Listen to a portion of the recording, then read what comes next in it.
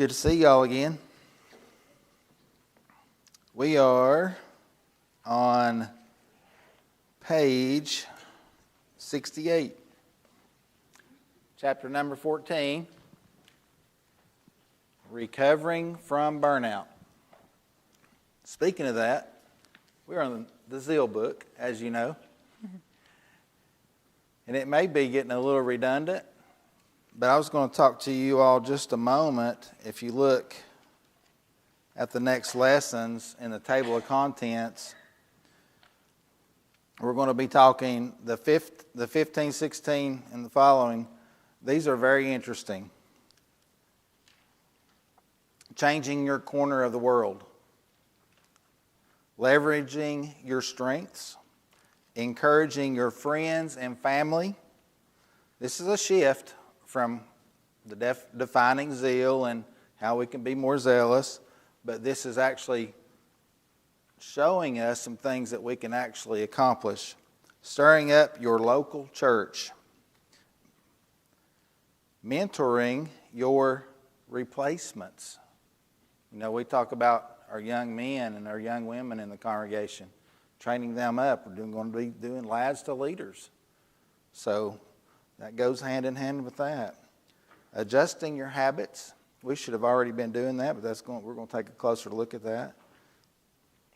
Imitating your heroes, Bible heroes. Fixing your hope above. So those are some interesting topics that we'll be covering. And then I think TJ is going to start the book of Luke. Okay. Very good. So I was thinking today about recovering from burnout. How do we define burnout when we're doing local work in the church, and you know we're worshiping, we're trying to do things that we're supposed to do, we're serving our fellow man.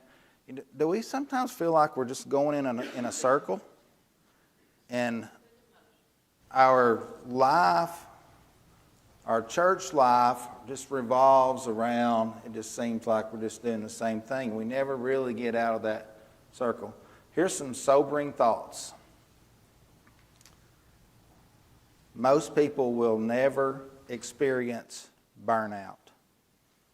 There's a couple of reasons why. Number one, they'll quit. They'll quit before they ever experience burnout, or they will not quit, but they'll never do enough. They'll just do the least amount that they can get by with, that they think they can get by with in the kingdom, and they'll never experience burnout. You know, they'll skip services, they'll do other things will come first. You won't be seeking first the kingdom of God. So anything and everything that comes up, it's an excuse. It can be an excuse. Well, you know, those things, you'll never experience burnout. But I was thinking, how can we, I don't want to be an analogy, Steve, but so I was thinking, in the 1800s, mid-1800s, life was rough for most people in the United States of America. For most people, it was, you know, you had to work for your food. You had to garden. You had to, you know, most people had farms. But then there's this thing that everybody started talking about, the gold rush. The gold rush out west. You know, in people's mind, they were thinking, wow, I can totally do that. I can totally do that. So they gather everything up that they can gather. And they didn't get in their RV. They got their horses together, their wagons, everything that they thought that would sustain them on their trip, because they heard about all this gold. I can be wealthy. I can have all my needs taken care of. Everything will be good. But it's hard to imagine the distance. Say you were traveling from out, West Tennessee or Mississippi River. That's still a long ways to find gold. And you start this journey, and The first week, maybe not so bad, but then it gets difficult. Things start happening. Your animals get tired. You're trying to find a source of water. You're getting low on food. And this is probably a 6-month to a year journey, maybe longer for some people. You think the people who did that, do you think they experienced burnout? So compare that to, and I'm not painting an awful picture of the Christian life. A lot of people don't really realize the endeavor that they are setting forth to accomplish. I admire people that have been in the Lord's church for 20, 30, 40 years. I admire people. But back to that story, just when you think that all is lost, maybe you've been traveling for 3-4 months, maybe you hit winter, it's tough. But in your mind, you're thinking, oh, there's got to be something better out there. People, and you run into a little town, the little towns along the way, and then, oh, they found a lot of gold. The prospecting is awesome. What would that do?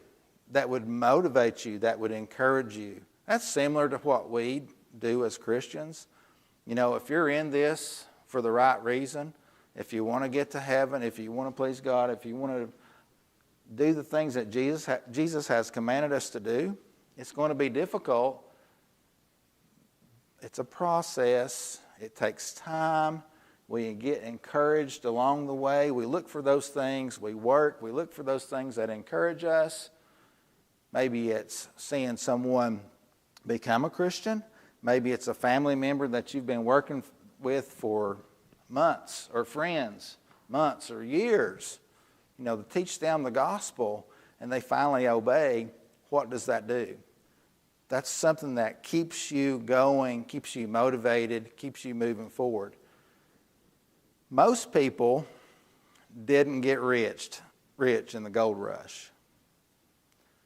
It was that hope that you would be the one. That's different than God's promises. Everyone who finishes the race will be rewarded. Not everyone that made it to wherever the gold prospecting was at the time found gold. Some hopes were lost and dashed. They were putting their hope and their confidence in something material, obviously, but our hope is in God. However, if you do this thing called Christianity long enough and you're putting 100% effort into it most of the time, you're going to get burnt out. You're going to get burnt out. So we have a really cool story in our lesson about Elijah. Most people know about this story, but before we get into that, I want to mention 3 things that will help us recover when we get burnt out. And it's just some things that I thought about. I don't really know how this lesson is going to go. I've got several things that I want to talk about. Number 1, I wrote singing. Singing. God gives us a command to sing. Is it just we're offering our song, our voice, our heart to God? There's something else to the singing. It should build us up. And I want you to listen to the words to this song. Sometimes we have songs that really, really help us focus on just how wonderful God is.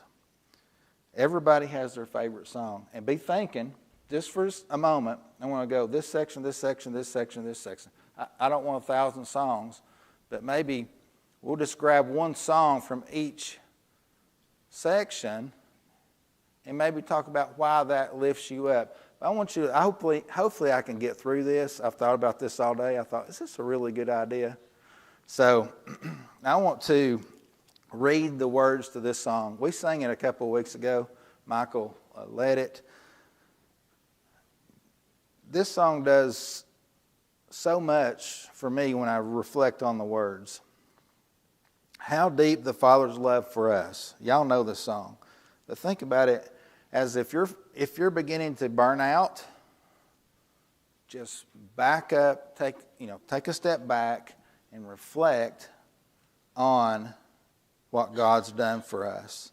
How deep the Father's love for us, how vast beyond all measure, that He should give His only Son to make a wretch His treasure. How great the pain of searing loss, the Father turns His face away, as wounds which marred the chosen one bring many sons to glory. Behold the man upon the cross, my sin upon His shoulders. Ashamed, I hear my mocking voice call out among the scoffers. It was my sin that held Him there until it was accomplished. My dying breath has brought me life. I know that it is finished. I will not boast in anything, no gifts, no power, no wisdom, but I will boast in Jesus Christ, His death and resurrection. Why should I gain from His reward? I cannot give an answer, but this I know with all my heart, His wounds have paid my ransom.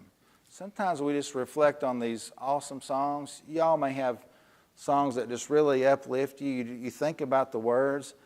And when we sing, we need to be thinking about the words to the songs. This should just take that burnout. We talked earlier in these lessons about the fire, the coals, the coals